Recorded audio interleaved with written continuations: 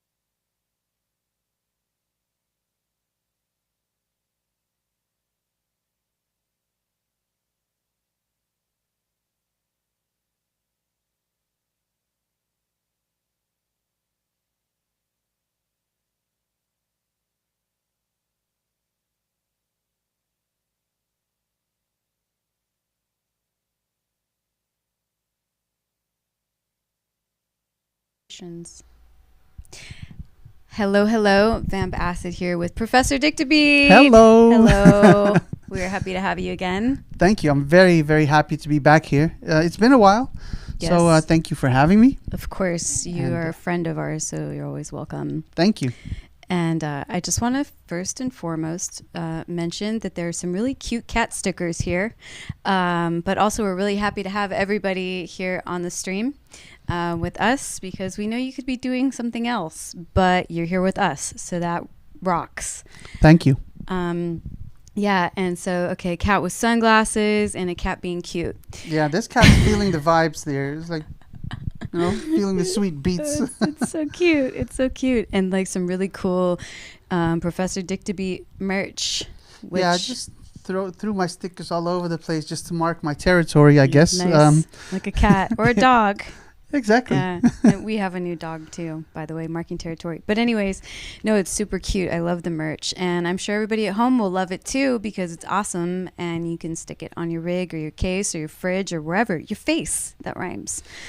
I've been told that once you're a guest here and you've performed, that you get one of these special bad boys. Oh yeah, the Funkwerke hardwire The blank panel. blanks. Yeah, we have these blinds also that we sell for moolah, cash money, dollar bills.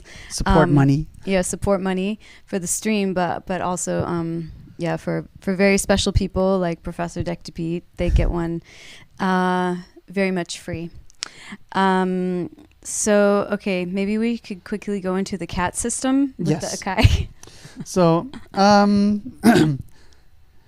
usually this thing is run by cats. They're on the inside. They cause the purrs and the LFO frequencies. And no, this is my command center. Funny enough, I had this one before.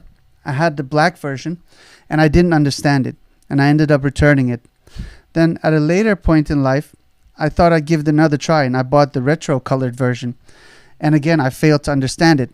But then, after returning that, I ran into this awesome woman called Inky the Cat t-shirt. And she was kind enough to explain to me how these things work. And that's when I got the golden one.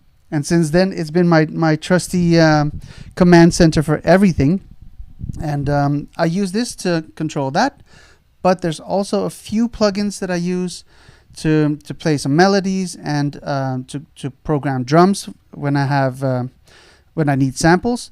But also I have another modular rack with just drums, and I also control that with this. Nice. Yeah. And is that an autograph up at the top? Actually, it is. Okay. Last year, well, for some of you who don't know, I also DJ. And I actually started out as a DJ, funny enough. But last year, I was DJing at an event organized by the In Music group. And the head developer of the MPC Live 2 was there when I was performing. And I had my MPC with me, so I asked him if he could sign my gear. And he told me that gold was his least favorite color from the whole range, but he signed it for me anyways. So, yeah, not taking that one off. Yeah, well, gold is one of my favorite colors, and I get a kind of an Elvis vibe from this. So that's pretty cool. I love that it's personalized. And I was looking at, and also I wish I could have gotten to meet your friend. She sounded really cool, like a staple of the community. Absolutely. Inky is a highly loved person, and a lot of people, especially in the hardware jams community, know her. And I think even from the Golden Shrimp Guild, there are a bunch of people who know her or who ran into her somehow. And yeah, wonderful person. She's definitely missed. Yeah. So speaking of personalized, I see a lot of modules that look like they might be yours.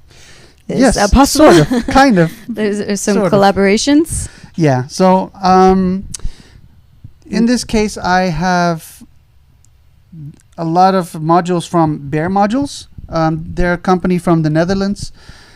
Go check them out. They make awesome stuff. And the guy who builds all these modules happens to release the Black Bear version and the Polar Bear version. And I wanted to have all white faceplates because when you're in the dark, with my bad eyesight, I don't see what I'm doing.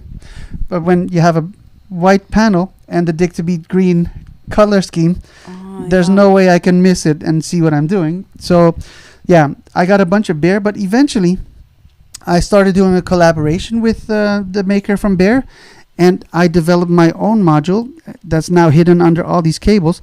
And that's my first module that's coming out soon. This is the pre-production model, but the final product actually has more writing on it, so you know what you do with it. So this is a CV controller. The Nabotron? Yes, the Nabotron. Almost congratulations. Thank you. That's exciting. Yeah, it's going to be available, I think, next month through my Etsy shop.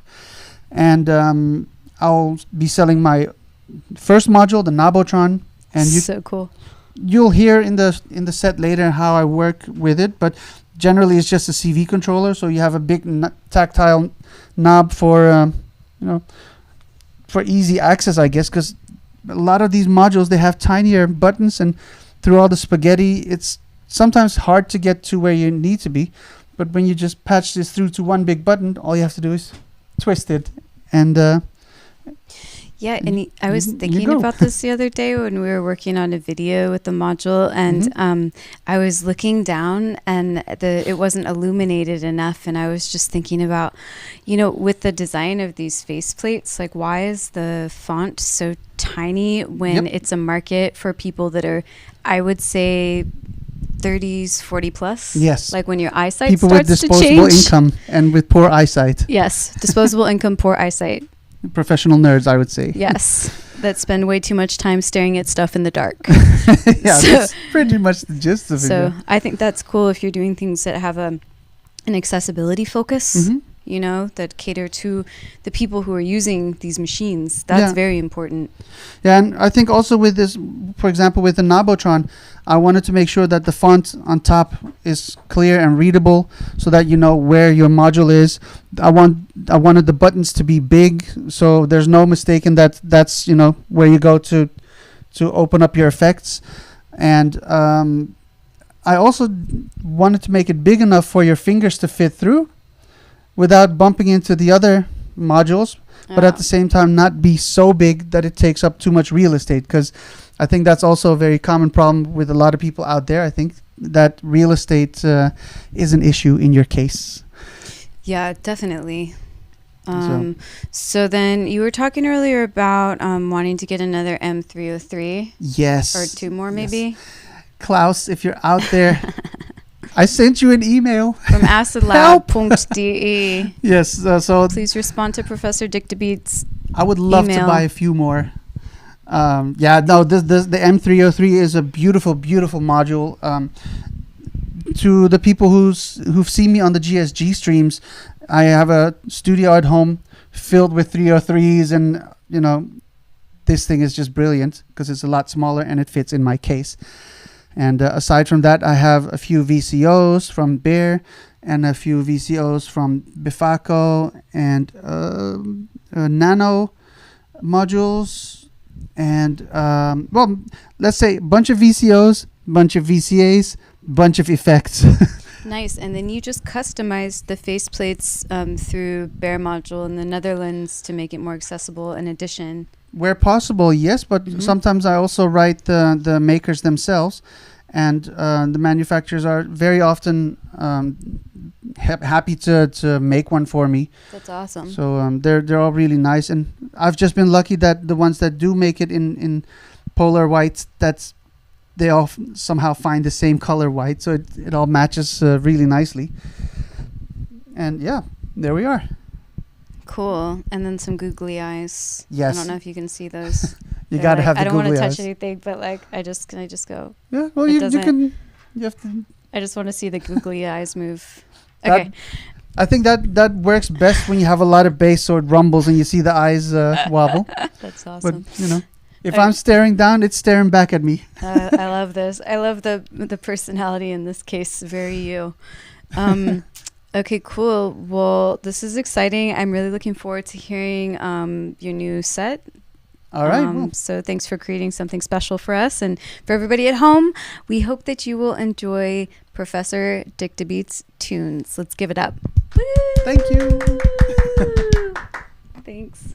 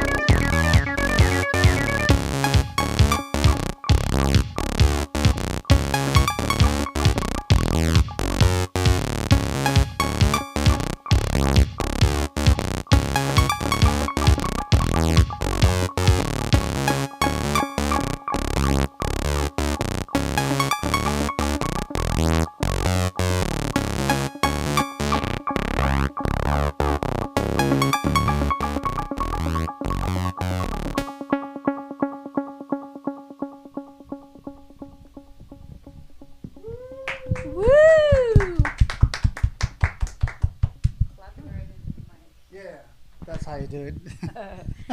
Into the mic. That was killer. Nice Thank new you. set. How you feeling? Very excited. I actually have a habit of writing a brand new set every time I'm a guest on a platform that I think is important. And I got up this morning at 7 o'clock just to write this set, especially for today's show. So I've literally been working. Yes, aw. So I wanted to bring something fresh to the table for you guys. And I hope you liked it. That's sweet. That was great. Yeah, you were waking up when I was going to sleep because I worked until like 6 in the morning. So Yeah, here you we shouldn't are. do that. The working part, I mean. Yeah, it's That's- just the musician's life. Yeah. Just make music instead. Yeah. Yeah, I mean, what else are you gonna do on a Friday night or whenever that was? I don't even know. Today's Saturday, right? Possibly. I have no concept of time anymore. Yeah. No, that was cool though, and I saw some action with the Nobotron. Yes. Some I used it a mega lot. sweeping happening. I connected it to the M303 to get that squelchy sound out of it. And I have a second button here. And I could have manually controlled the filter or maybe the LFO, which at some point I actually did. So I took the sound from the impulse from the LFO, and I put that in the input of the second knob on the Knobotron, and then I put that out to a filter, and then it started playing around with it at my command, basically, because whenever I open it up, it'll just play with it. So it's a lot of fun. Cool. Well, yeah, that was super sick, and we really appreciate you being here with us. Thank you. I love being here. Yeah, we're happy you're here. Also, we missed you. But yeah, we're gonna take a minute break or so, a little pause, and then go over to the interview arena. Nice. So everybody online, stick around, and we'll see you in just a bit with Professor Dick DeBeat. Let's give it up for him one more time. See you in a minute. Cool. Thanks. Thank you.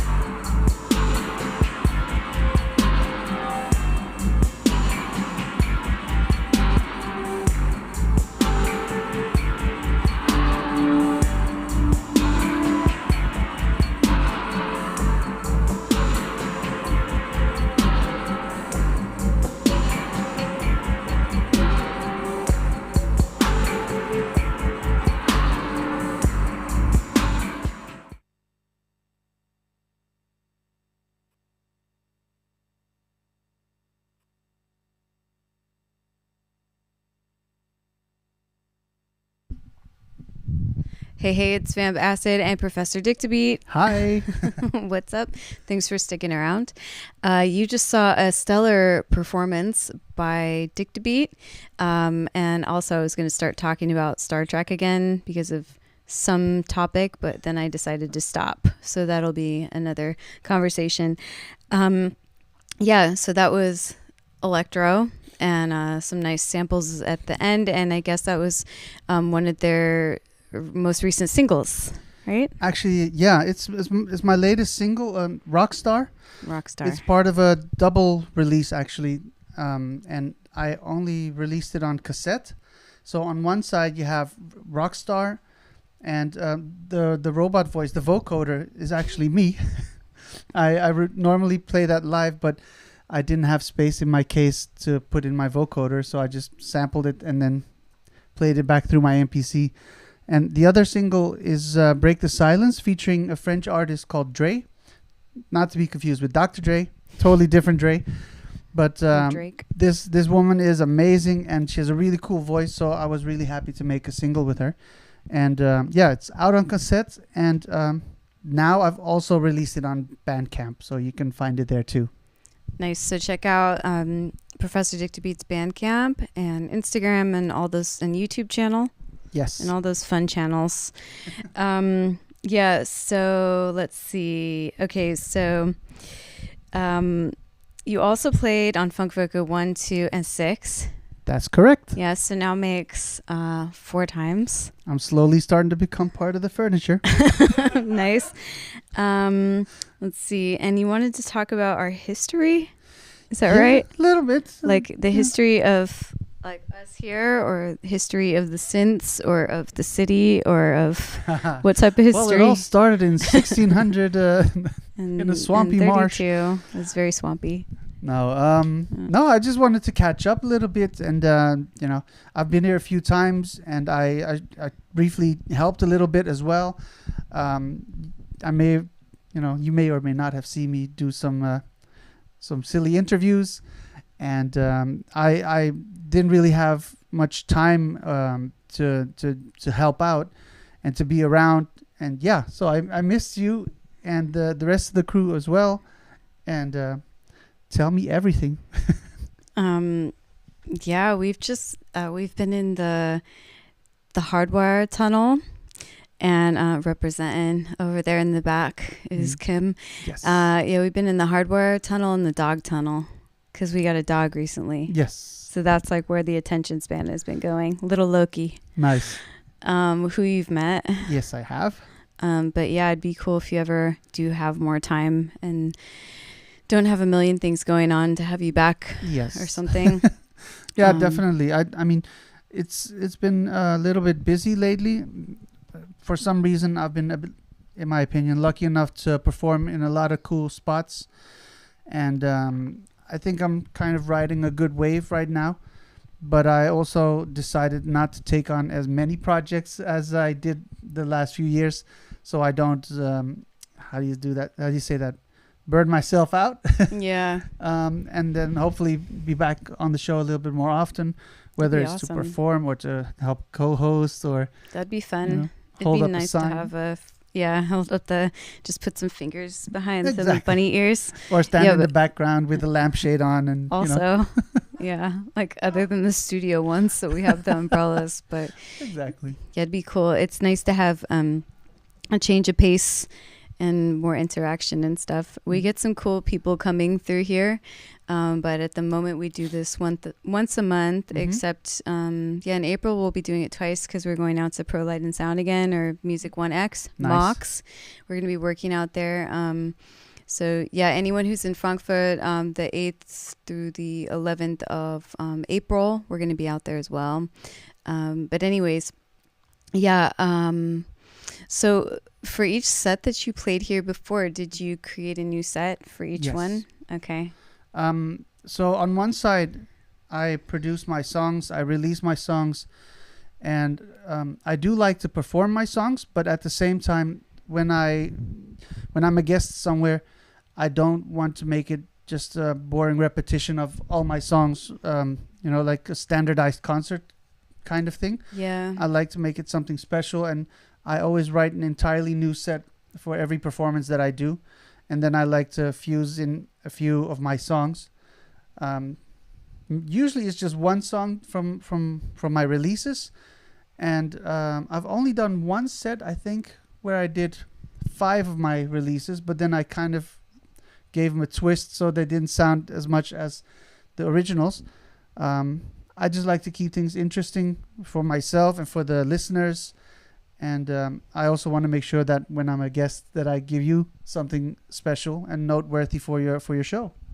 Yeah, I think it's really cool to prepare something new and to improvise, so that, because also as the performer, it's more interesting, Yeah.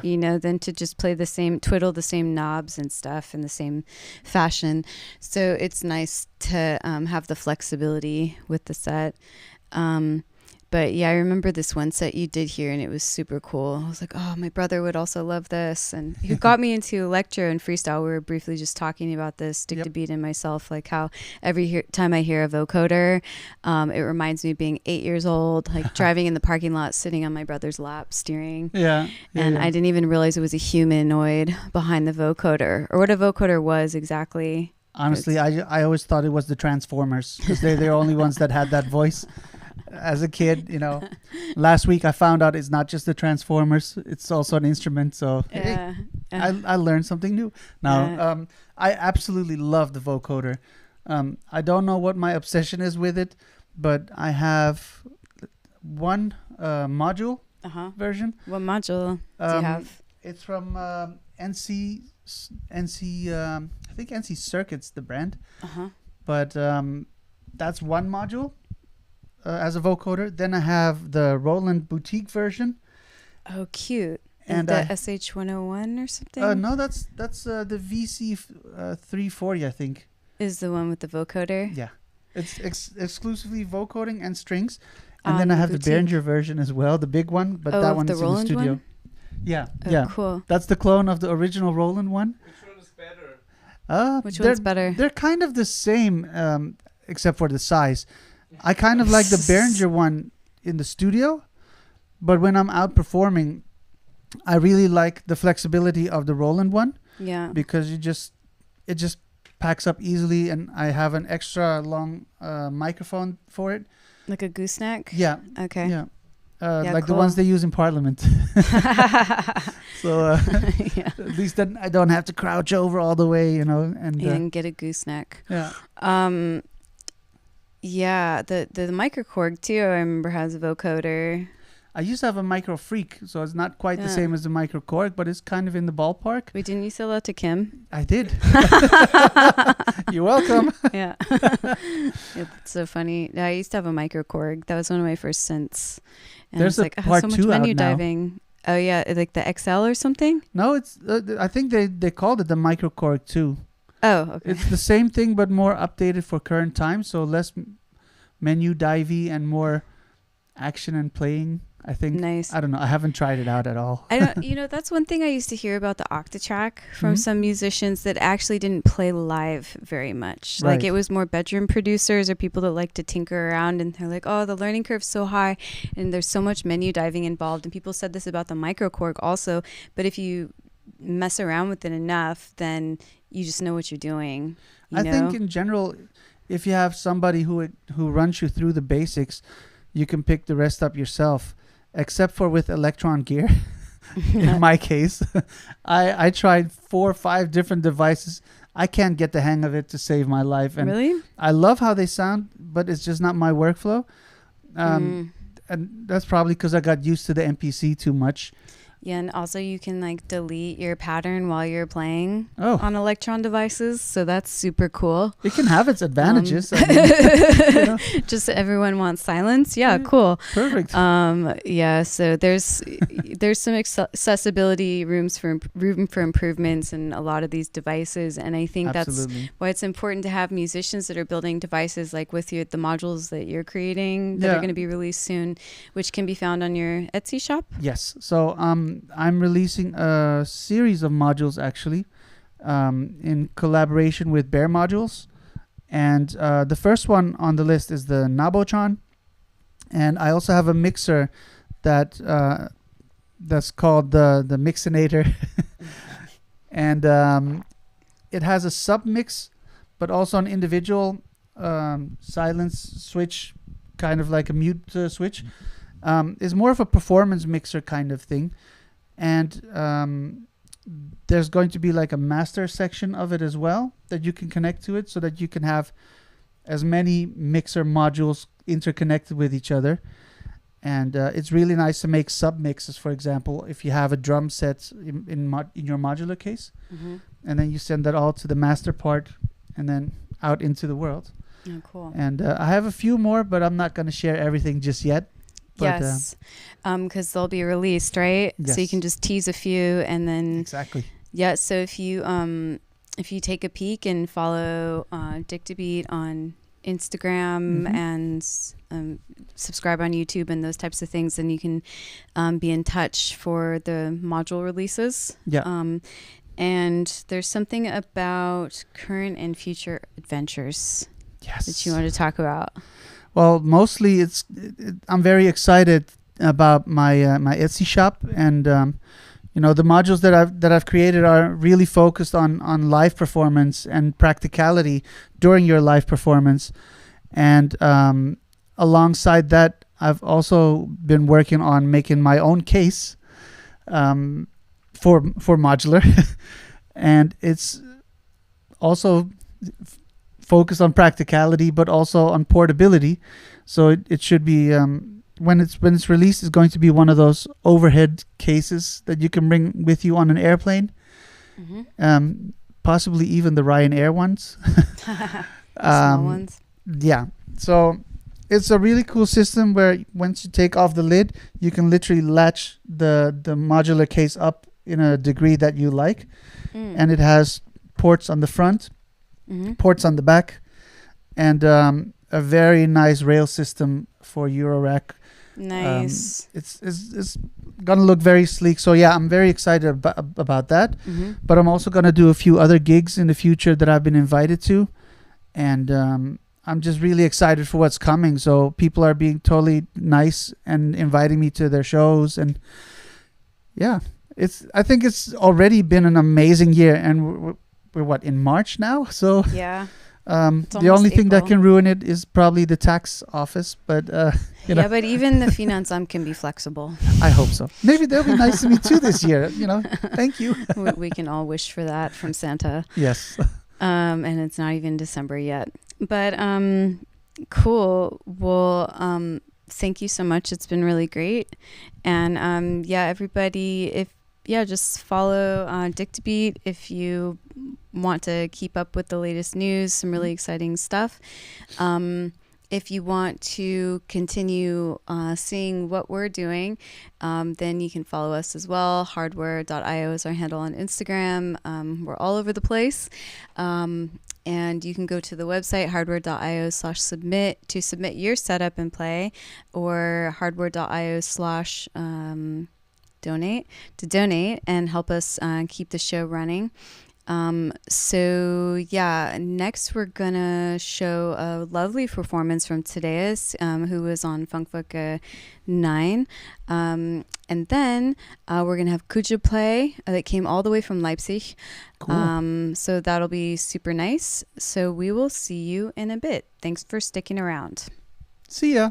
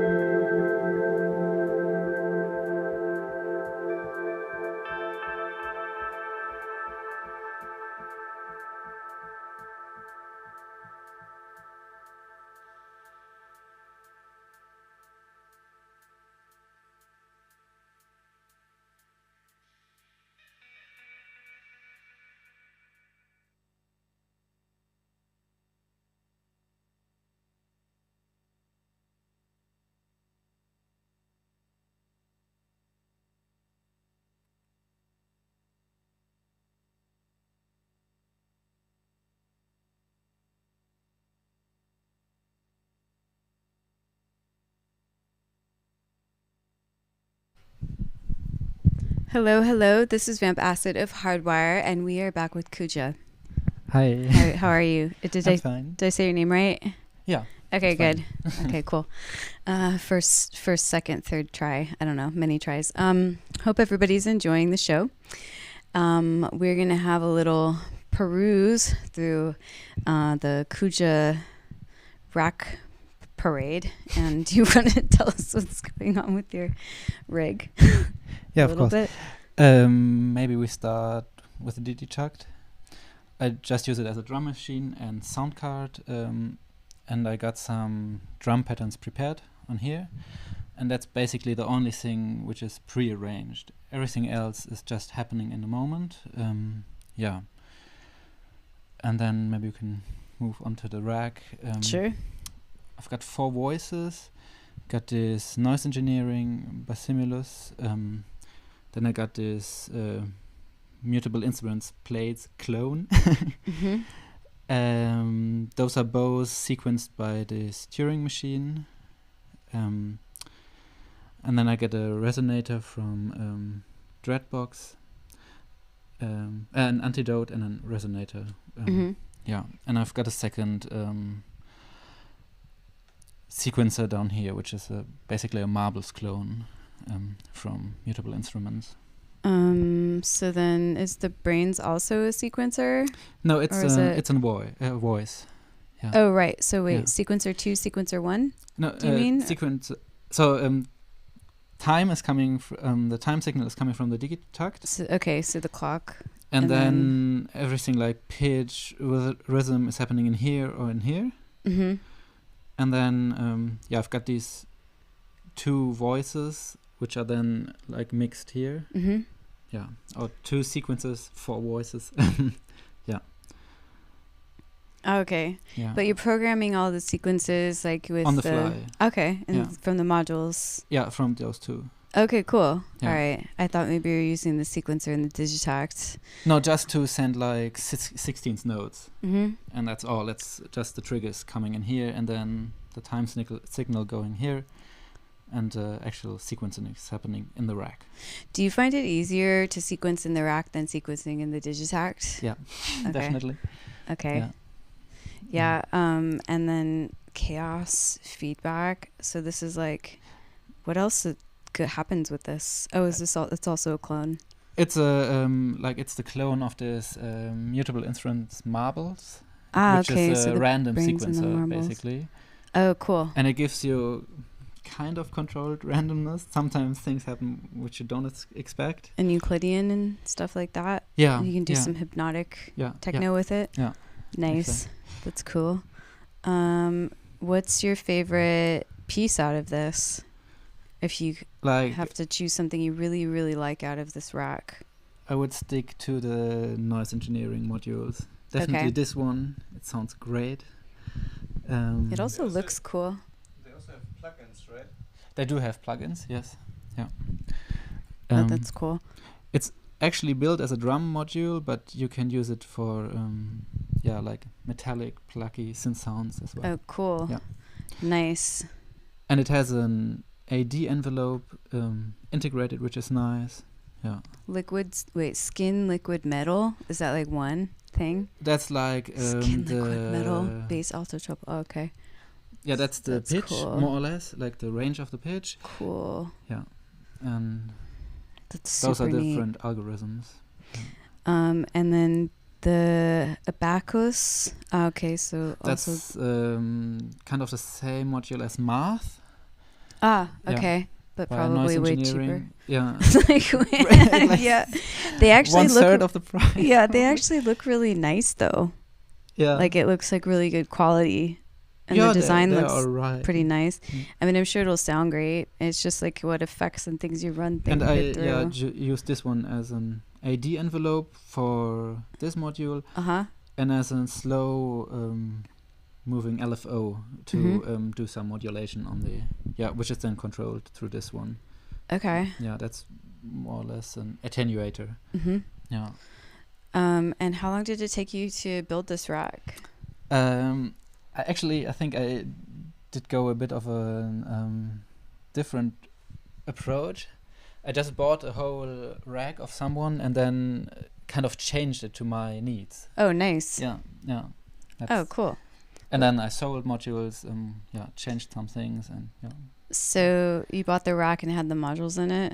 Yeah, And and got then rid of a few. And Did it have No, this? I did- Let there be dark. Is this like a I put it- catchphrase from yeah. your project? Or wait, does it all dark, hypnotic, techno, live? Okay, I'm looking at the sticker. I'm Yeah. just gonna. Sorry, I'll put it back. Wait, where is the camera? There it is. I don't know if you can see this. There, you can see it now. Yeah. Okay. Yeah. Okay, I hope it's in the right spot. But yeah. Okay. And then this is a nice little blind. Yeah. Where'd you get this from? There's quite a bit of heat coming out of there. Oh, and okay. It's back of an old computer. I just found it in the street and Oh, cool. yeah. Neat. It looks cool. It Now looks I can like always cyberpunk. cut it to my needs. I've got some more at home. I bet Kim would like this too. You should Yeah. sell stuff like this. It's a good like heat Yeah. release. Okay, and then who made the case? That's a Natura case. Ah, okay. Yeah. And did it come with this? Yeah, it comes with the power supply. The rack brutes. Yeah. Yeah. And there is okay. a handle, but I didn't bring it because it's too big. Yeah, but like the elevation is this No, I like just built put in? something. Okay. Yeah. All right. I feel like a monkey or something. I'm like like picking fleas out of the case. Like it's I don't know, my monkey friend. I don't know. It's like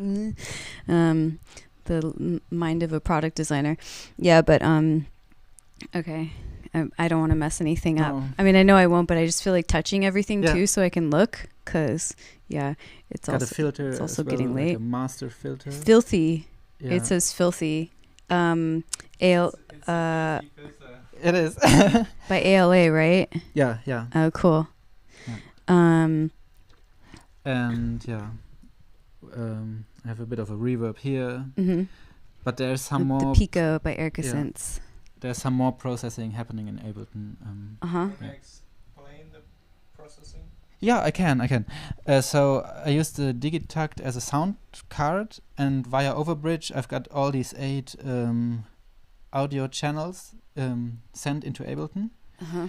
and then I cut off the low end for the like hi-hats, snares, where I don't need it really. Put some auto panning on them, Mm-hmm. because everything coming out of the Digitakt via Overbridge is only mono. So it needs a bit of widening and space. Yeah. And yeah, the rack is running through the Digitakt as well. And then, yeah, I mean, I've got some effects kind of. I've got 2 high-pass filters, got a low-pass filter, a reverb and a delay, and an erosion, which is global. Mm-hmm. And then for the rack, I got another reverb, a delay. I can control the level because it, varies quite a bit. And I've got a bit of texture as well. And beside that, I've got, 2 falls, kind of. Yeah, if you hit them and the thing is running, it just, now you can hear them. And then I got a few drone sounds and a bit of white noise, which can be sidechain, so then it's pumping or just Do you think you would remember everything if you didn't have the labels here? yeah but it's always evolving and changing quite a bit, so Yeah. it's easier to label it. Well, thank goodness for tape. Yeah. And then you have the Ableton That's just the Also- launch control launch Novation. but I only use it to trigger these different drones, so Okay. I could do it with a mouse as well, but it's easier to just have it here and be Not able to tap it. Oh, like a mouse, not like a mouse that runs around in the backyard that my No, dog computer. accidentally killed the Yeah. other night. Sorry, off topic. And mastering chain is pretty basic, I would say. There's a Oh yeah, what are you using? I can't see. It's really tiny. In Ableton. I only try to use only Ableton devices to keep the CPU load as small as possible. Yeah. And then there's some saturation, there's a bit of a low cut, there's a glue compressor, there's a limiter and another limiter, and that's basically it. Yeah. And you're using it with Overbridge, Yeah. the Digitakt. Yeah. Okay. Exactly. Cool. But I wouldn't need to have the screen here just in case something goes wrong or there's an error message showing. But Mhm. I can really focus on this, and everything is mapped to these controllers, so I don't have to interact with the computer really. So what would happen if Overbridge shut down while you were playing? That would be bad. But it would be bad as well if my main audio cable would break or whatever. That's So, also yeah. true. Always carry extra cables. Always a problem with hardware, I think. Did you Yeah. ever had problems with Over make you made so No, with Overbridge I never had problems. Oh, you're I lucky. once had a problem with, but it was a different sound card, and there was a connection problem. But Okay, well, hopefully there will be no problems and it'll just be Yeah. really great. So no pressure or anything. Thanks for coming in. We're looking forward to your set. I hope everybody else is. Really happy to be Everybody, here. Yeah. Thank you for Let's- the invitation. let's give it up for Kuja. Woo! Thanks. It's all yours.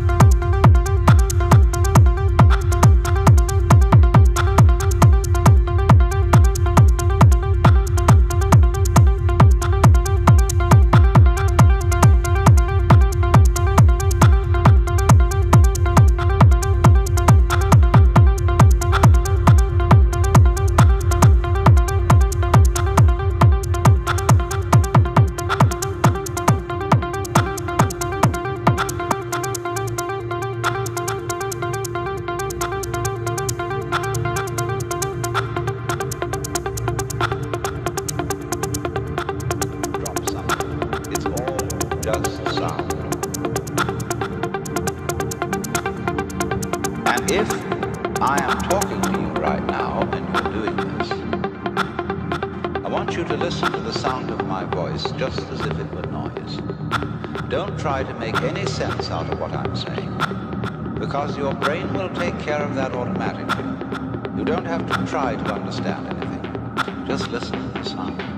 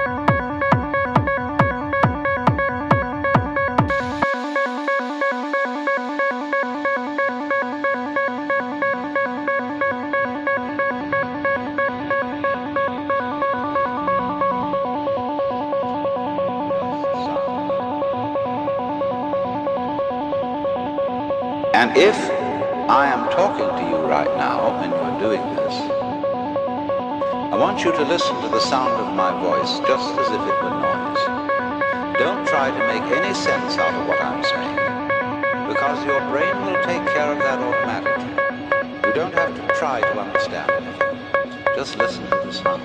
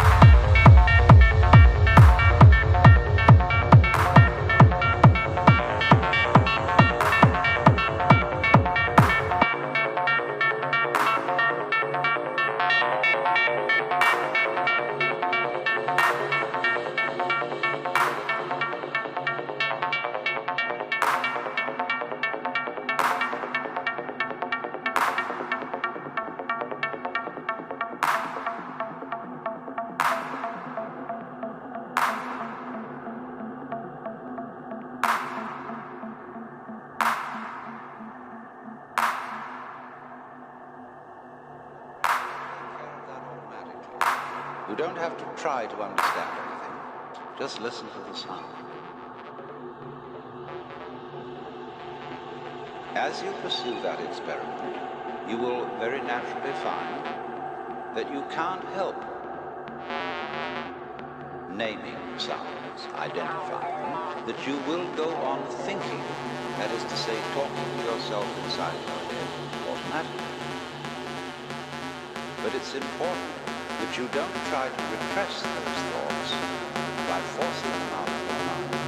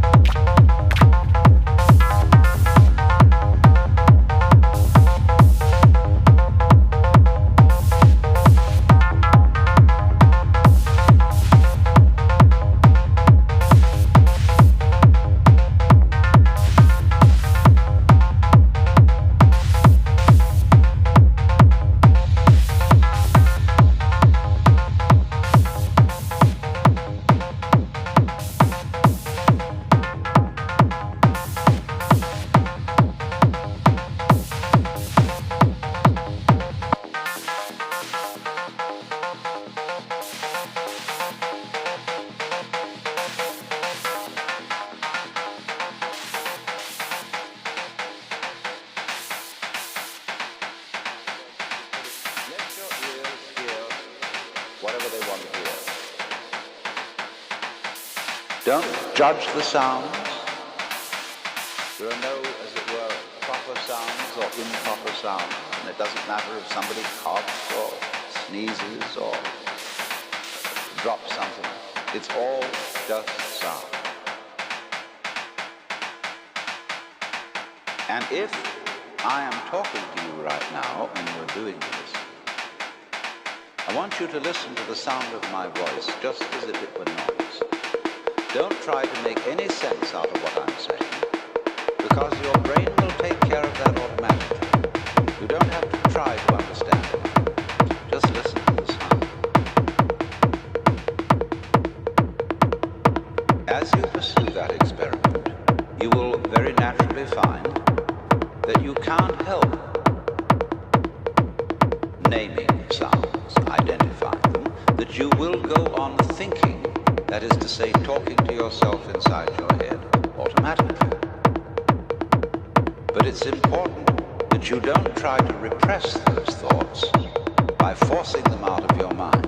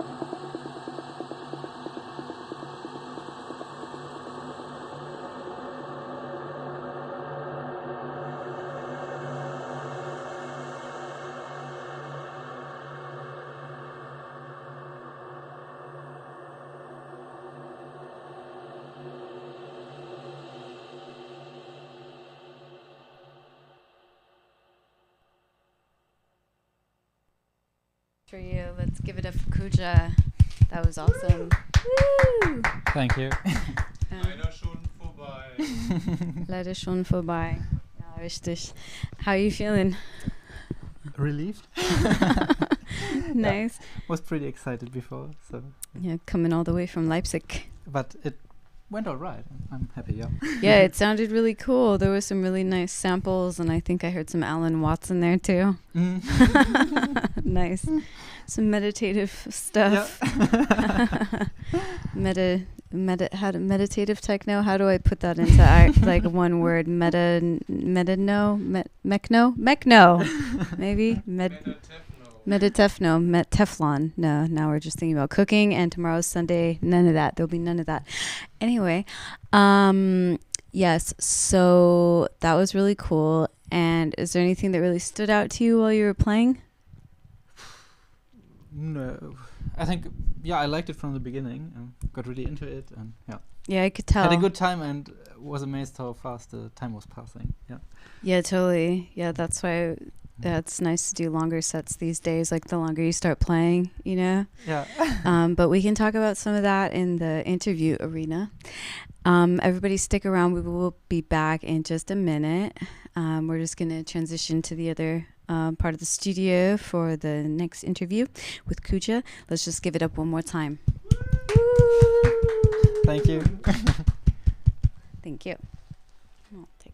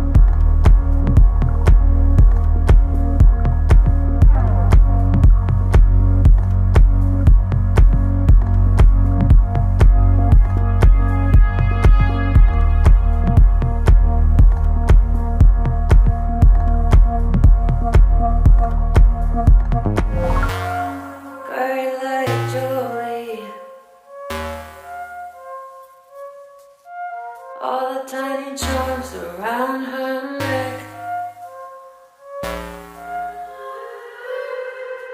Wear them on a heartstring. All the little things she can't forget. Sweet mind out love, he will break her heart. Dead on my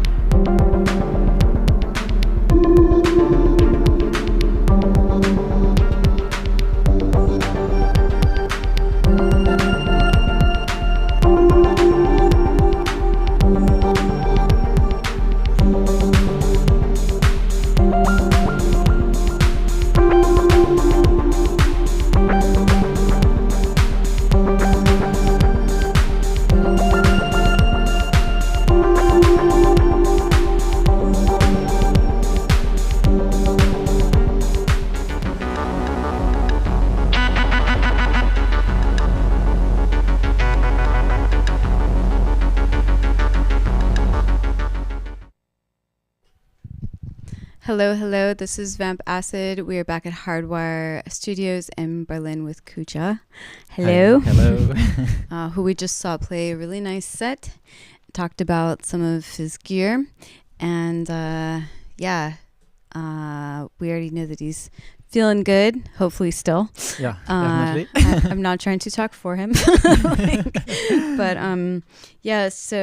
I mean, what you heard was like dark, industrial, hypnotic techno with the rhythms. That was really nice. And let's see, evolving live techno project devoted to crafting deep, immersive soundscapes. Okay, deep and immersive.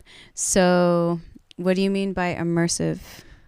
It's like getting into it and being rather drawn into it and kind of get into this state of flow and an immersive experience. Yeah. Like for dance floors for people to get hypnotized. Yeah. Right? Nice. Yeah. So how long have you had this project? I mean, this modular project I started last autumn. Yeah. But before I was producing music like inside Ableton only. Mm-hmm. And before, like in the very beginning, I started DJing, but then kind of found it a bit boring, like mixing one track into another. And then I had a friend at the time who had an OPZ and some Volcas, and that really got me hooked. I think my first kind of hardware thing was a Volca sample. Really limited. Korg, nice. And then after a while I got this Deluge. I don't know if you know it. Deluge? Synstrom Audible. Nice. Yeah. And did more melodic things with it, and then it got faster and faster, and darker and darker. Yeah, as time goes on. Yeah. Like faster in genre? Faster in BPM. Yeah. What did you start out doing? Like 124. Okay. And now we are like 137. Yeah. Okay. Yeah. I mean, that's a bit of a step up. Yeah. It's not like your face is going to burn off when you're dancing or something, No. unless depending on how long you're dancing, but it's still like danceable and stuff. Definitely. So that's cool. Yeah, I feel like the techno keeps getting faster. It's like everything's gabba and happy hardcore now. Mm-hmm. And hardstyle. No, I don't like it too hard and too fast. But yeah, it can be. I think it's good to have a balance between BPM and everything, so what do you like? What inspires the music that you've shown us this evening? I mean, there are a few people producing music. I really like, for example, on the Julieta Kopp and Farah from Belgium, and like Irsen, I think. That's slower but really dark. Mm-hmm. And from this live performing perspective, I really found Fabian Laute inspiring. Just everything improvised. I mean, I'm like half improvised now. Yeah, we just met him. He just played I on know. the stream. Yeah. Do you know him?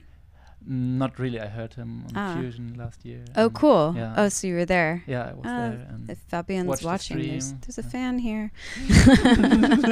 We should have got another autograph from him. Yeah. We already got one for our friend Ronnie. Yeah. There are a few other people like My Trip is My Trip from Leipzig. They're really slow, but I really like what they're doing live performing wise. Yeah. That's cool. So you have like an array of European influences. Yeah. Or I mean, at least like that we know of. Julieta Kopp, I think, South American. Or, even, okay. Cool. So international. International. So do you ever go out to the VGT since you live in Leipzig, or is that like too touristy? This big festival that takes over the city. Which one? But Wave got to treffen. Yeah. but it's yeah, like more- last summer I Really? walked past it. Kind Okay. Of. Yeah. Try to get through it by bicycle. Yeah. Yeah, it's like the city gets taken over. Yeah, it definitely. But your city is really beautiful. Mhm, It's like yeah. super clean. It's like is compared to Berlin. Yeah. oh my god, yeah. Yeah, it's just really nice. I mean, it's like there's stuff to do, and it still has a little bit of the medieval touch. Mhm. Like Yeah. it's pretty cool. See, like coming from California, I'm not used to this stuff. It's just Mhm. the things I saw in history books, so there's still a Yeah. bit of an allure to see like forts and castles and cool stuff like this, you know. I find it very charming. So how did you travel over here with your gear tonight? I took the train, Okay. and then I just put everything in a paper box. Yeah. Nice. That's a good idea. No, it actually isn't, because it's really heavy and Oh, well, you're Was- carrying it, not me, so. If it was me, I wouldn't do that. I'd put some wheels on it. I did a stop at a friend and put a Mhm. lot of the heavy stuff into my backpack, and then Okay. it was easier to walk here from the So, train station. so back breaking, not box breaking. Like your box isn't going to break. That's good. Yeah, you should get some little wheels or just, you know, like Yeah. those shoes that turn into roller skates. Mhm. Heelys or wheelies or something. yeah. I don't know. Could put it under it, yeah. There could be more wheels in transport. Okay, so a box, and then it went into the backpack, Mhm. and it all survived. So that's, It all that's survived. good. Very durable. Yeah. And do you have some type of lid for the rack, or does that also just No, go that into the just box? goes on top of the box. The last thing. Yeah. Well, I once saw our friend put all of his gear into IKEA bags for a Mhm. gig, so that's I think I'm not that bad, but, but there's definitely room for improvement. Yeah. do you have any collabs going on with other artists? I'm a member of a techno collective, like Leipzig Calling. Ah, right. Okay, I've Yeah. heard of you guys. Yeah. And we plan on play a B2B, but that will be a DJ set. Yeah. Okay. Yeah. And you guys just did something with Sphinx Cast, is yeah, that right? Yeah, we did. Yeah. So did you bring your own artists over to play on their podcast or Mhm. something? We all went there. Okay. Yeah. And That's cool. 5 of us playing. Yeah. Yeah, I don't know if I've ever met them over there, but some people we know have been on there Mhm. before. Yeah. And then I was like, when I saw that you were going to play with us, I was like, oh, wait a second. It seems familiar. Like I've heard of Leipzig Calling. Mhm. And then I realized I saw you on the Sphinx Yeah, Cast thing. I was yeah. like, oh, what a small world. That's cool. Yeah. So yeah, that's what we're about here, community, and trying to bring artists together and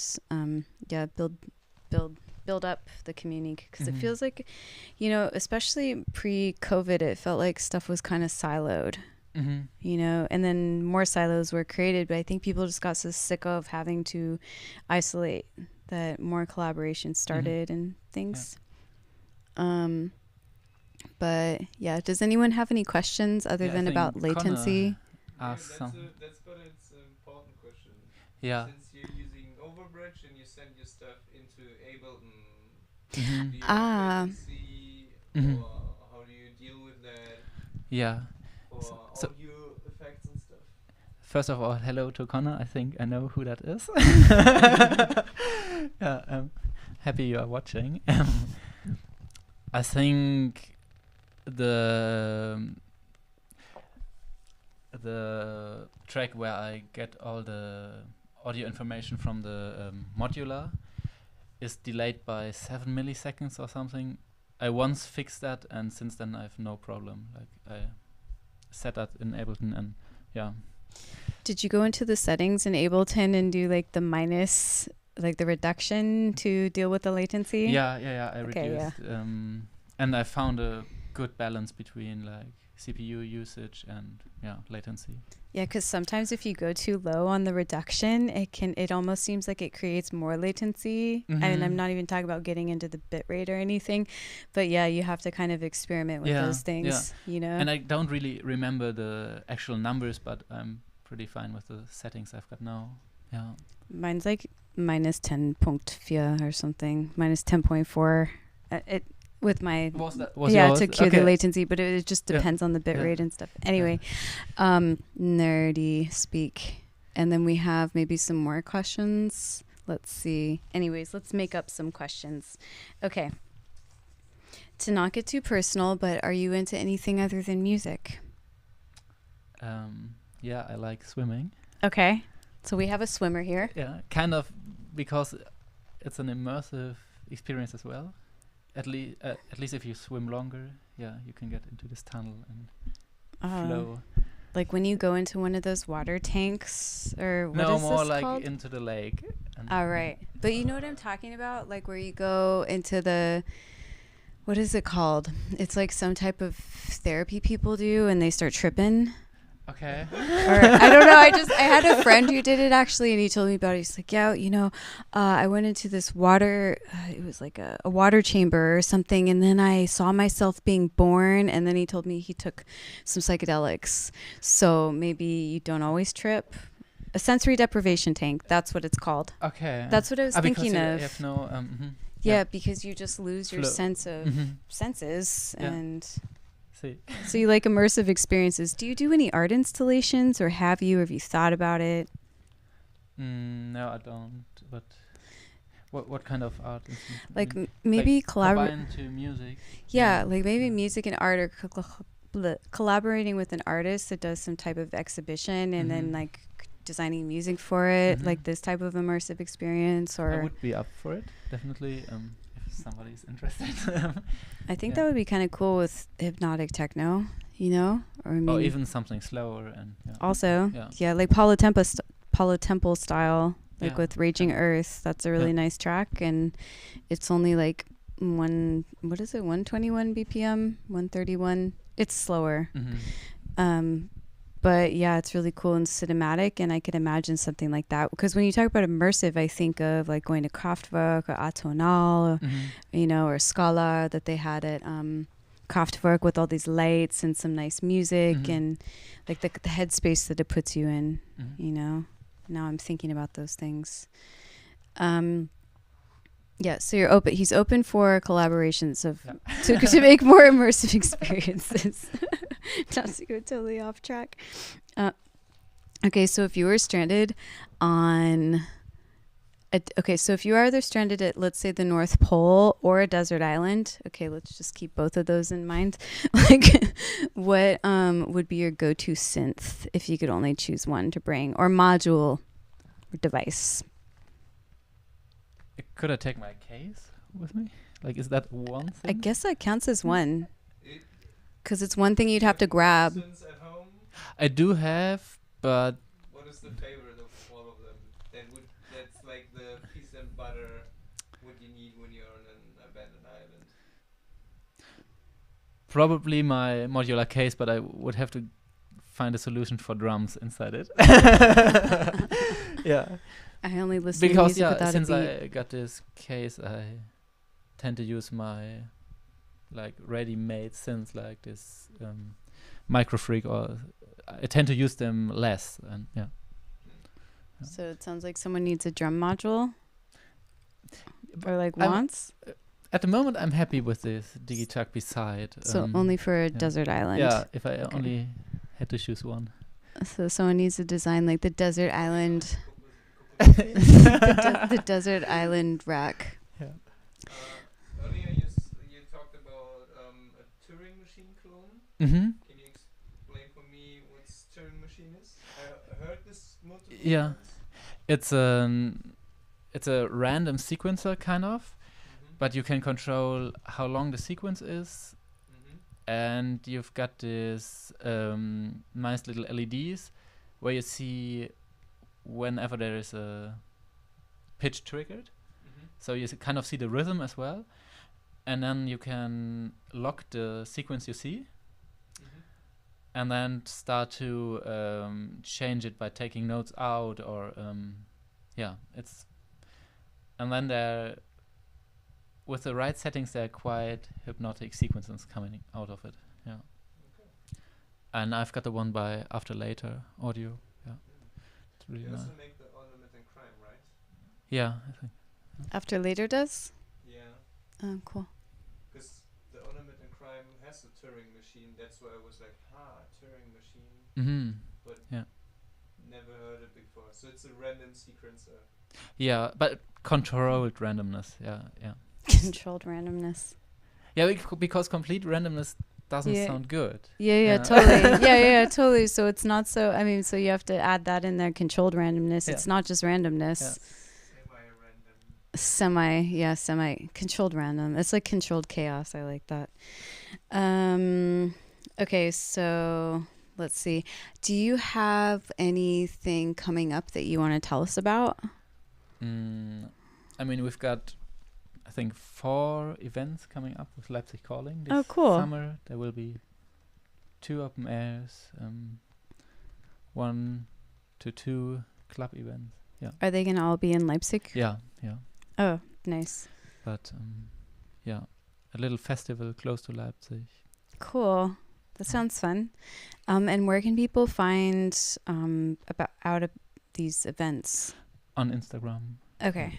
So on Leipzig Calling Instagram? Calling on my Instagram channel. Yeah. Okay. So if you're interested in coming out to one of the parties or learning about the collective or more about Kuja, you can go to Kuja's Instagram page, yeah? And then everything will be on there? And there will be Linktree and everything. Okay, so Linktree might also include like upcoming releases or something or future immersive experiences? Yeah. Yeah. At the moment I still work on, rather not on putting out a release, but refining the setup and Yeah, totally. That sounds awesome. Well, congratulations on the cool stuff you have going on, and thank you. we're really happy to have you. We're happy that you came out from Leipzig, and hopefully we'll see you again and maybe meet some people from the collective. Yeah. And speaking of an artist that you like, we're going to show a video by Fabian Lauter now from Funkwerke 16 while Telephobia sets up, who will be the next artist. So that's super cool. Please stick around for that. And you can join our Discord like we talked about earlier by scanning the QR code, join the community. You can find us on all the socials. And it's hardware.io, which will pop up on the screen. And you're also welcome to head over to the website, hardwire.io/submit, if you want to play and submit your setup. And you can also help us keeping the event running by going to hardwire.io/donate. We would really appreciate it, and we appreciate your that you're here on a Saturday night when you could be out clubbing or, I don't know, eating a giant pie that is delicious. You can do both, though. You can probably do all the above, as we learned through COVID. What? Wie bitte? Oh, merch, yeah. I just got a merch plug. Right. Merch! Okay. Merch! So we have these handy dandy blanks or blind panels. I don't know. Oh, wait. It's right here. And it makes that sound when you install it into your modular. It goes, it's really fun. So you can pick these up. We've got stickers and we've got shirts and cool stuff. And we're designers over here too. So we make everything ourselves. Woo! So it's like semi-handmade kind of. Anywho, so we're going to get this show on the road. And please stick around and feel free to support the artists that have been on the stream, because that's how it works with community. We build each other up and it's awesome. And hopefully we'll see some of you who are watching at the Super Booth, because that's coming up too. And we're all really excited. Yay. And thanks again, GSG, Golden Shrimp Guild, for collaborating with us. And we'll see you in a bit. Thank you. Bye.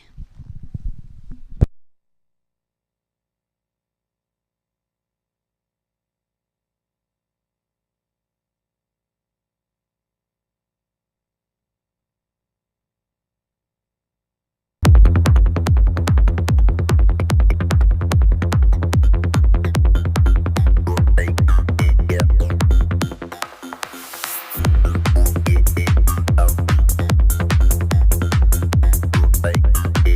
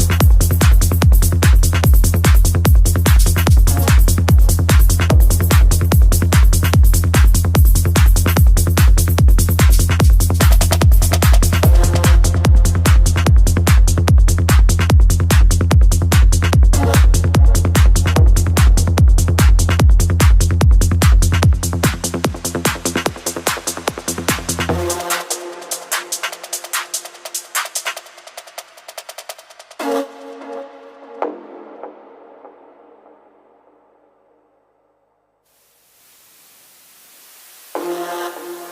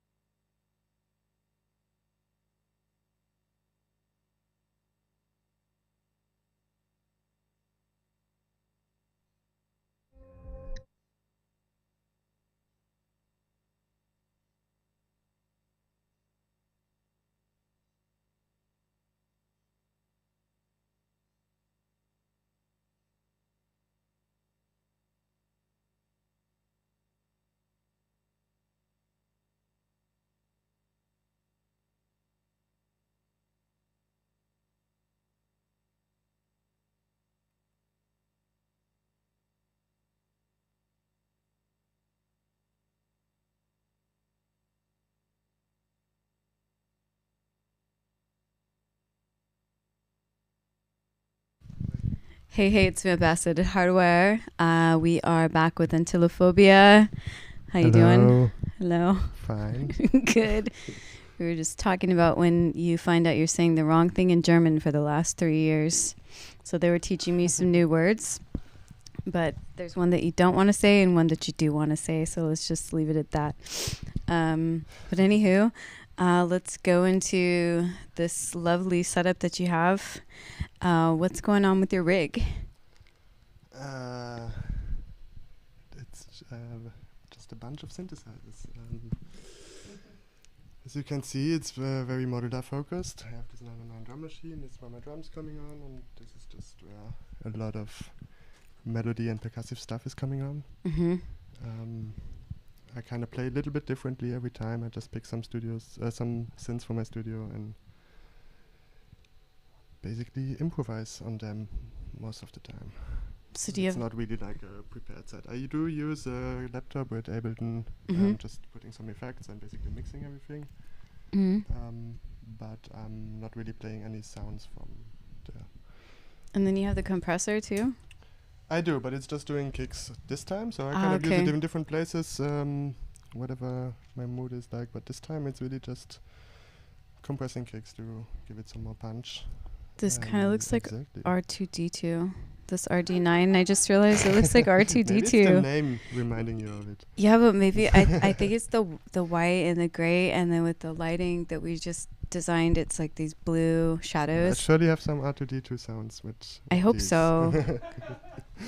Did you go to the Fan Strike Back exhibition that they had in Berlin for a while? It was like No, I Star Wars didn't. fan art. Okay, it was... I'm not into Star Wars at all, actually. Oh, okay. I guess, I guess it was just...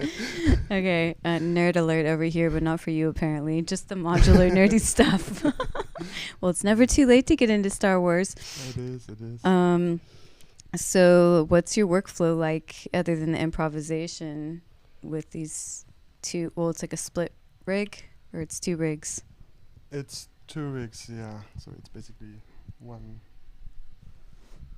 suitcase that you can Mhm. put in 2 different pieces. At this time, it's not very organized, to be honest. Like, I have this big hole here because I just took some modules out last minute. But it's different voices. So I have I have a sampler going on here and some percussions, and then there's a lot of stuff going very... the waves are not very effective of the cable. Like, sometimes I just have a signal going from here to here, like to there. I have this DFAM. Mm-hmm. I have some filters here processing the RD9, and basically this is 2 voices. This one is the Atlantis is 1 voice and some samples, and I have a bunch of voices here. On the synth cushion. Yes. That's cool. Is this Took like... me a while to find this thing, but Uh-huh. it's a very nice synth. So where did you find it? I mean, it took me a while to realize that this thing is out there, like this classic. To discover it. Yeah. Like, not to physically find it and then buy it. Yeah. Okay. No, it's not. It's not that raw. It's not an original one. It's like it's not the Behringer clone, but it's a different. I mean, it looks nice, though. Clone. Yeah, it looks kind of like the original, and yeah, it just took me a while to find ways to work with classic synthesizers in a way. Like, I used to not like 909s and 808s for a long time. Really? Yeah, I did. What did you like? Like, I was music without a working beat? I don't know. I was doing either my own sounds, like with the modular, or just Mhm. using different samples. And I surely did use some samples coming from these machines, but just using the machines themselves, I Mm-hmm. never really figured out how to use them creatively. Like, they always sounded super dry to me. And then I kind of figured out that if you add compressors and effects, you can take more out of it. Yeah, then it's less of a dry signal, and it's like it has more punch or pop or echo or delay or all Yeah. of the... Yeah, totally. Effects are super important. You can also make something that sounds like really bad, turn it into something awesome, Yeah. or just something really boring. With You know? reverb, you can make everything sound nice. Yeah, totally. And a little bit of delay, like in Ableton, the dotted 8. That's like one of my faves, because there's so much that you can do with it, and you can like really expand the sound of something, you know, and have it take up space and create more movement. So then, okay, we just saw some live patching. So there I'm was just doing this. I just this saw that one's the cable is connected to that one. unplugged. Yeah, Whoops. so this is just sending some triggers from my computer too. So that's the other thing that I'm doing. Ah. I'm just sending some with the CV synchronized thingy with Ableton. signals to have all this. I'm working a lot with clock dividers for if I'm like, going Uh-huh. a little bit deeper into my patches. I always have this section, so I can just. It's very intuitive, I would say, because you can just grab all kind of synchronized beats from like a kind of like I don't know, like 16 bars or something, Mm-hmm. depending on how I kind of synchronize them, and you can just take any signal and put it somewhere. It's really easy to make some kind of for So these techno are like- production for live playing. I rarely go over one like 16 like one bar basically. Uh-huh. Sometimes I have like 2 bar patterns, but I'm not really into like having long patterns that change. So what are you using as your clock? It's coming from Ableton. Oh, okay. And do you actually. just have And any? then going from MIDI to this one, and this one is sending a CV clock out again, and then there's this multiple, and this is distributing it everywhere. Mm-hmm. Okay. So And then you have these little sequencers. These. yeah, so these are just sending trigger signals Ah, basically okay. to everywhere. There's a sequencer here, Uh huh. which is sending CV, so for some of the melodies, I would say. I'm not working with quantized sequences a lot, so I'm basically just sending random voltage to get some like microtonal kind of sequences. Then I have the DFAM sequencer, which I'm Mhm. also sending to other modules. Something I really like to do. Basically having one sequence and sending it to different sources and then mixing them together. Mm-hmm. And apart from this, yeah, it's kind of it, I would say. I mean, there's the Atlantis, we didn't talk about this one. It's also kind of a classic. IntelliGel. Yeah, it's a SH101 clone Oh, nice. thing in a way. Huh, but much smaller. Yeah, That's cool. How do you like it? a lot. Yeah. Yeah, it's kind of the most recent module actually. So Mhm. I still have to discover it a little bit, but so far I like it. It's When did really, you s- really intuitive to yeah, just quickly get When did you start building these cases?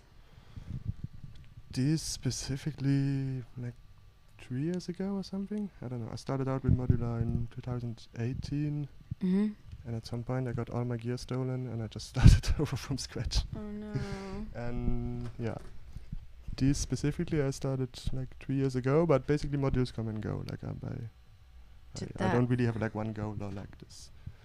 Did that happen when you were traveling or something, or on a gig? No, it happened here in Berlin when I moved to a new studio. Oh no. We just moved in, and somebody apparently knew that we were moving in, and paid my us a God. visit on like second week I was in there. Sorry to hear that. I'm glad you have cases again.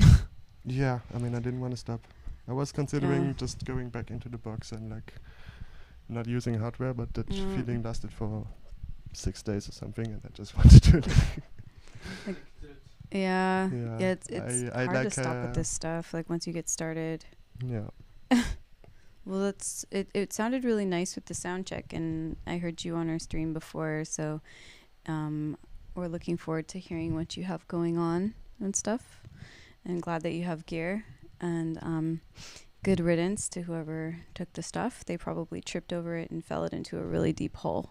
I hope so. I hope so. But praise the Lord.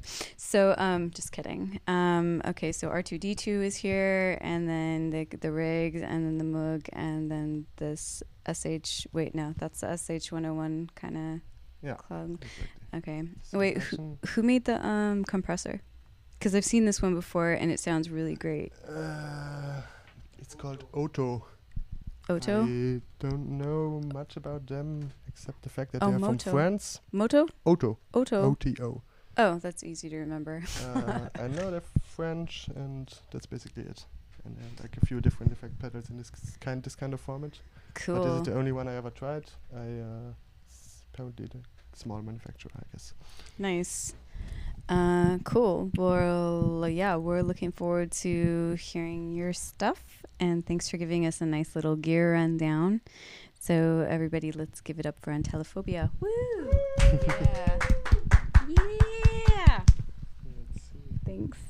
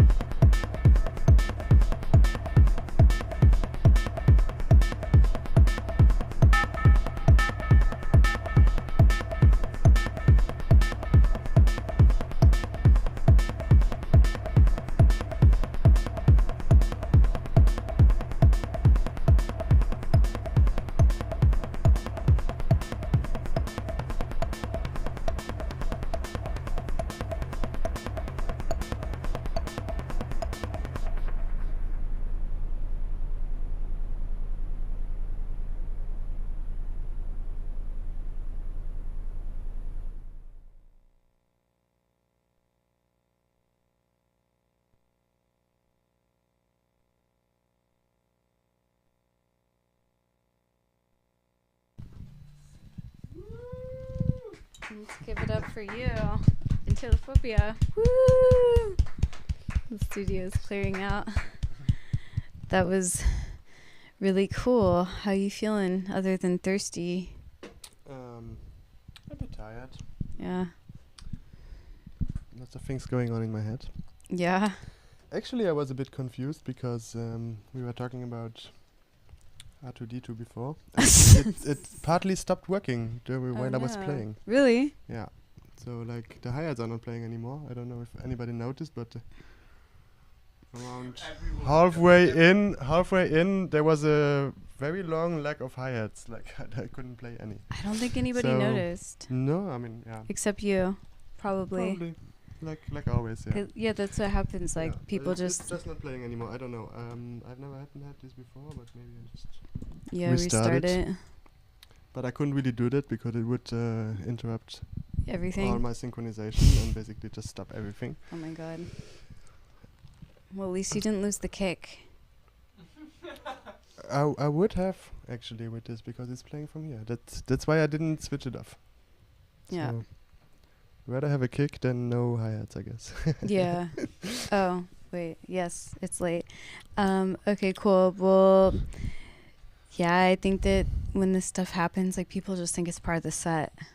They probably do, yeah. Yeah, because the person playing is the one that usually notices. Except maybe their friends that are, like, really close to the stage, and they're like, "Oh, that happened."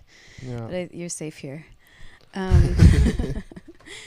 Okay, cool. So, thanks everybody for sticking around. We're gonna take a teeny little break, like, I don't know, 30 seconds a minute, and we're gonna go over to the interview area and talk to Antilophobia for a little bit about background stuff. So thanks for being here, and let's give it up one more time. Woo! Yay!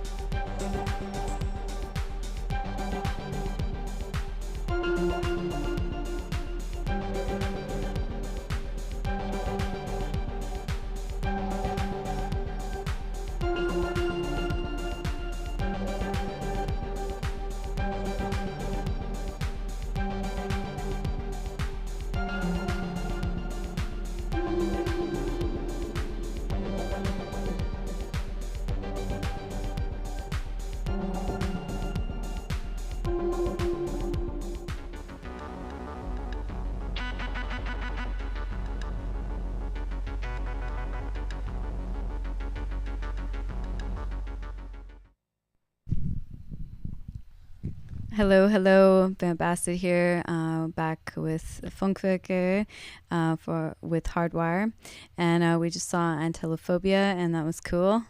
Yeah, Was it? yeah, it was cool. It was nice. Yeah, Yeah. it was nice. That felt cool. The sets I've heard of you are really nice. And yeah, his style is hypnotic techno, dark industrial, and it's like there's a lot of improvisation going on, like what he was saying earlier. And fun facts, you played on Funkwerke 1, 3, and 6. So today makes 4 times. Is it 4th time already? I guess that's what this says. What? It Where are didn't we calculate it, but now? Where are we now? 18. 18. Yeah, 18 Last years. time I was here is quite some time ago, but I didn't know there was 12 streams in between. Yeah, because I feel like I've been here twice before, but maybe it was 3 times. I don't know. You guys have been doing this for quite some time, right? yeah, Yeah, the very first one. Oh, second one too. the third one, the sixth one. And the sixth one. The sixth Mm. one also reflected. I was once not playing Huh. techno, like something slower, right? I remember. Yeah. Yeah, so I have like 3 And then there was, techno sets in a way, and once I was just playing something. I think it was on 6 where we were all here until really Yeah, late. That was that the wa- last. And That was the we late finished night. at 7 in the morning. Yeah. Actually, it looks pretty nice because the sun was going up and it was shining through the plants. So, Yeah. everybody check out this video in the very end. Yeah, those. Sun Oh is going yeah, up. that's right. That was cool, and it does look nice with the plants. Yeah, Yes. and telephobia. Can probably tell that I was very tired. Yeah, I think we're all tired now. This is always like the end of it. We're like, what? Like licking your eyeballs, but not coming off of anything, or at least I'm not, definitely. But so you're a Klangkünstler und DJ aus Berlin. Aus Berlin. There's one. I live in Berlin. What? I live In in Berlin. Berlin, yeah, I'm just looking at the bio. I'm like, aus Berlin. You're from Luxembourg, right? I am. Okay. I only know one other person from Luxembourg. There's not so many of us. Looks like you need some vamp edits. Klangkünstler, so like a sound designer? Yeah, I'm not sure if it fits what people would understand as sound design. I feel that sound design might be more like movie sound design or something like this. I don't really do that, but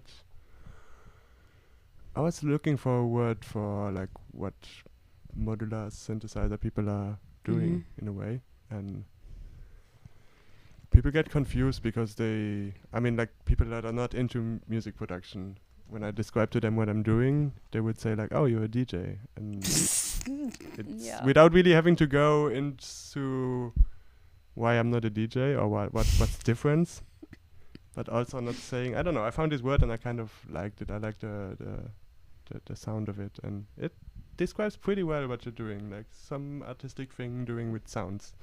It's true. Um, Sound sculpting, creating sculpting in a new way, sound yeah. pathways. Yeah. And especially this modular aspect, you can like change a lot of like a lot going into how to create a sound, and yeah, it's just a word that I like, but I don't know really know if there's like a official term to describe this, or which is like. Well, I mean, live performer is just a very broad thing. You know, and it's Yeah. not really so I just like saw this post for, I think it was Berlin School of Sound, and they teach modular courses for like 1,180 euros for a 10-day course or something it's a lot of insane. money. That's a lot of money to learn modular, but I think some of these artists have learned this way, and so maybe this school has some special terminology because it's like, okay, you pay the money and you get a certificate, and then you're a modularist. Synthesis or something, yeah. I don't know. Yeah, yeah, but I mean that is a lot of money for how much. I mean, if you think about, I mean that's why it's great with all these YouTubers, Mhm. you know, and having friends that are into this stuff. But you really have to spend a lot of time with it Yeah. because it's like super hyper focus. I actually studied electronic music production too. Now that you mentioned, Really? yeah, but it doesn't give me a title as like live. I don't know, but Like electronic musician or yeah, something. Probably. Yeah. I mean, the official title would be electronic music producer, I guess. Oh yeah, That was. Yeah. So how long have you been making music? What kind of music? I mean, this In general. this specifically, there's a. I mean, depending on how you look at it, forever. I don't know. I mean, I was more as a trained classical musician before. Oh. I kind of played instruments during my childhood all along. Wow. I discovered music pretty early on. But yeah, I was playing in like classical. I was playing the saxophone, and then I started playing guitar and kind of a lot of autodidactic learning instruments. I played the drums for quite some time, but I never really learned how to do it. Then I started playing bass guitar and guitar in different bands. I was a lot into like reggae and metal, weirdly, which is a very weird combination. Wasn't combined in one band, but it was the two different projects I was working on. And at some point, I kind of, I moved to Berlin first, and like 1 year before I moved here, I guess, a friend introduced me to the concept of sampling. Mm-hmm. I was listening to a lot of hip hop back then, like this old schoolish hip hop, and With all the he illegal just samples. introduced me to sampling and and I started to understand actually, like listening to popular music. I mean, hip hop isn't exactly pop, but kind of the music that a lot of songs and tracks that you would know, and just found out that these are samples from some old jazz or soul records, and I was really into that, and that's how I discovered electronic music in a way. Like, started playing around with samplers first, and then with Ableton. I started off in Cubase, weirdly, which is not a very common software for produce or like live producing. Not anymore. Yeah, and I started just actually sampling. At some point, I started recording stuff, and eventually, I would just buy my first synth and move to Berlin and discover techno, which I hated in the beginning. Basically, like I wasn't really from almost all electronic music genres. Techno was actually the one that I liked the least. Wow. When I started off, I was a lot into psytrance and like drum and bass, and also hip hop, which I consider electronic music too. I mean, it's not the first thing that people would think of when, Right. but it's pretty much the same concepts in many ways, and I mean the instrumentals of it. And yeah, and the electronic music production of it, you know. yeah, like, definitely. So then how did you get into producing techno if you really hated it at first? Did it just kind of grow on you like I'm a not bad sure if pop I hated song? it, but I think I didn't understand it. Or like yeah. it was just bowing to me in a way, you know. It was very repetitive. I think I just saw it a way that my parents would look at techno in a way. Which kind of, it was always interesting to me, but I didn't like to like dance to it for a long time because and how I started off with it was basically because of synthesizers, or modular synthesizers more specifically. I started experimenting with them and just kind of understood. It was like reverse engineering in a way. You know? I just understood how all these sequences and sound are made, and then you start discovering different patches or synthesis forms, and you realize like, oh, this is how this is made, and this is how that is made, and Right. very similar to this. What I said before, that I wasn't like I didn't like the classic 808 and 909 sounds, and like all those old synthesizers people would go crazy about. I never really understood why. I thought that a 303 is interesting, but it just sounded bad to me for a long time, and then I realized like how it's actually used in a way. Yeah. And it just kept getting more and more interesting, and I don't know, at some point I started to discover polyrhythms in a way, or like these super mechanical polyrhythms that you can do with synthesizers, which humans wouldn't be really able to do, and that's something that's been used a lot in this kind of genre that I'm playing now, and yeah, that's just the way how I kind of found this exact sound I'm playing just by trial and error, and it's still a little bit different every time I play. Also, like I wouldn't really. Yeah. Can we get the font increased on the screen? for big girl eyes instead of little baby eyes. Thank you. Let's see. Do we have any questions from anyone at the moment? So I was just thinking, okay, you were talking about the machines and like not really understanding like what the hype was about it. Yeah. But I think like with the 303, it was initially a commercial failure, you know, Yeah. right? Yeah. And then it was appropriated into like techno and house and stuff and became an electro, and that's where it really shined, because I think that originally the way that it was designed didn't fit the market so much, like for who they designed it for. Yeah. You know? I mean, it was meant to replace bass players in a way. Right, and it just can't, you know, No, I and mean, it in doesn't that really way, sound like a bass. it doesn't. even. It's not plucky. It doesn't Yeah. have you don't have the guy going like, you know, with the face movements. You know, Yeah. like sometimes with drummers or bass players, they make like. And that's But what I anyways. was referring to before. Like the grooves are also different. I mean, I'm not really into the 303 sequencer and how it works, but I think it's like you with electronic means or like analog means, you wouldn't really get this kind of groove like drummers and bassists would be able to. I mean, maybe you can, but I just feel like just adding some swing, which is always the same, it just sounds different. You know, like it's too Yeah. precise, maybe. And to be like a bass, like I grew up with a dad as a bass player, so like it's such a huge difference from a 303 from this type of machine. It's more like it's like a bassline synth, you know, it's not Yeah. a bass.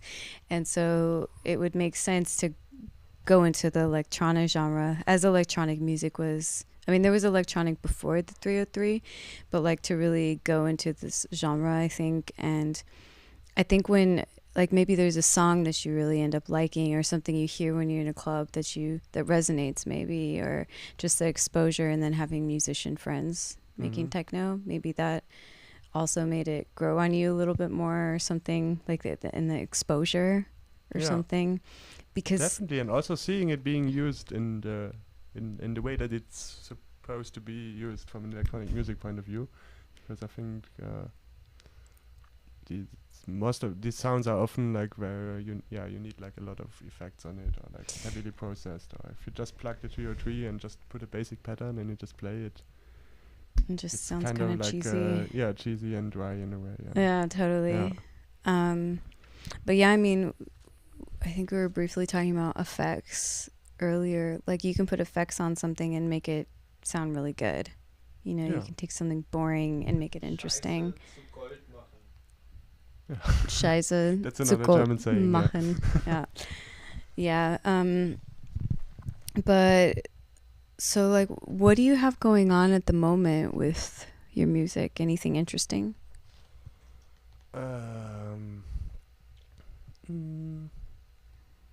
Not sure. I have a few gigs coming up now, like next 2 weeks. One of them is in Berlin on next Saturday, actually.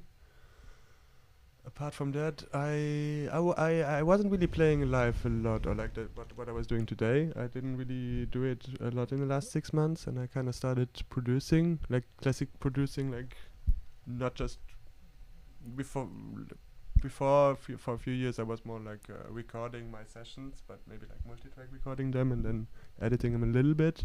And now I'm kind of into like really arranging more in Ableton, and I'm working on some of the stuff. I have a Nice. few releases that are kind of ready, but not. I mean, you know the drill. You know, I just don't feel like they are very ready yet. But Yeah. It's like never finished. yeah, I was working on some little bit slower dub techno-ish kind of vibe, and Oh, it's cool. probably gonna be released at some point, but I need to finish mixing it. You and, should show it to Kim. He does dub techno stuff too. I'm not sure if it's Or I mean, when, classical dark techno in maybe a when way, it's but I'm done. Yeah, but kind I'm of sure it's cool. I mean, focusing on a more laid back groove in a way, while still Mhm. being at like 138 BPM or something. I don't know. Oh, but it's okay. like, yeah. yeah, Wild just dubby stuff. yeah. Yeah, that's cool. That sounds like you have some neat stuff going on. And where can people find your music and find out how to come to your shows and stuff? Through social media, I guess. Socials. It's just on The my socials. regular name. They can just WhatsApp you off of. No, I'm just kidding. No, I don't know if we want that. So you can look up We'll write my number and your phone my number. address and everything. This called the psychic hotline for Antillophobia's psychic hotline. Yeah, I don't know if you ever saw those ads. Oh my gosh, they're so silly. But yeah, you can check out Antillophobia's music through like Instagram. Yeah, and mostly on SoundCloud and Bandcamp the Classics. I think some of the releases are on Spotify and Tidal. I don't use Spotify, so I don't know if it's on there, but it should be. Yeah, I hope so. I do use Tidal. It's on Tidal. Oh, Tidal. Yeah, That's cool. which is better anyway. And Than Spotify. yeah, I mean, quality-wise it is, and also ethically.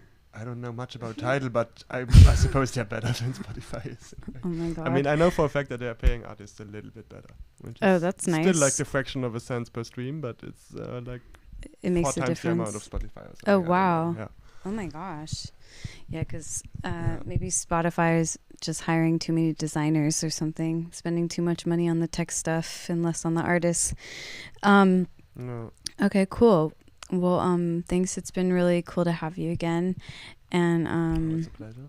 and yeah, so give him a follow, check out his stuff, and catch him when he's in Berlin or the other places.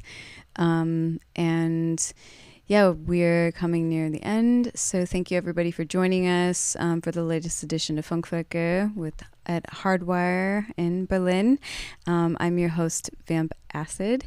And if you like what we do, you can go to our website, hardwire.io, and donate with the /donate, or you can submit with the /submit. It'd be cool to have you out at the studio. And if you're in Frankfurt for MOX or the Pro Light and Sound, April 8th to 11th, we'll be out there too, doing the Funkwerke and covering the event.